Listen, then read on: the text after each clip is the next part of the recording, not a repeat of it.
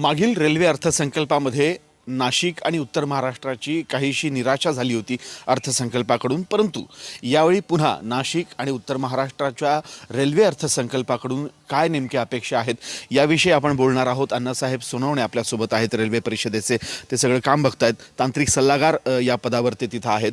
अण्णासाहेब, स्वागत करतो आपलं साम टी व्हीमध्ये. मागच्या वेळी काहीशी निराशा आपली रेल्वे अर्थसंकल्पाकडनं नाशिक आणि उत्तर महाराष्ट्राची झाली, ती यावेळी भरून निघेल?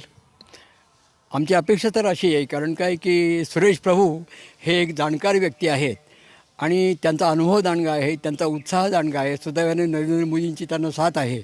तर आमची मागच्याच वेळच्या अपेक्षा अशा होत्या की त्यांना कुंभमेळ्याचं गांभीर्य कळून, नाशिकचं महत्त्व कळून त्यांनी आमचा नाशिककरांच्या ज्या काय मागण्या आहेत या मागण्यांसाठी पूर्णपणे गांभीर्याने विचार करावा अशी अपेक्षा होती.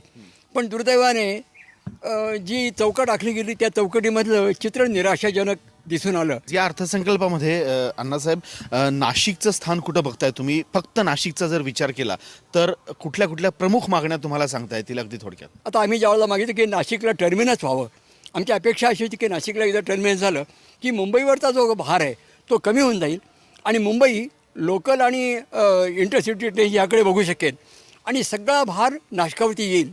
केवढा मोठा फायदा होईल याच्यामध्ये.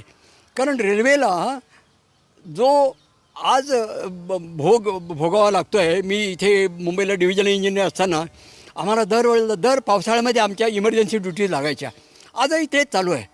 पावसाळ्यामध्ये विस्कळीत होऊन जाणारी जी काही यंत्रणा आहे त्याच्यावरती एकच सोल्युशन आहे, ते म्हणजे नाशिकला टर्मिनस होणं.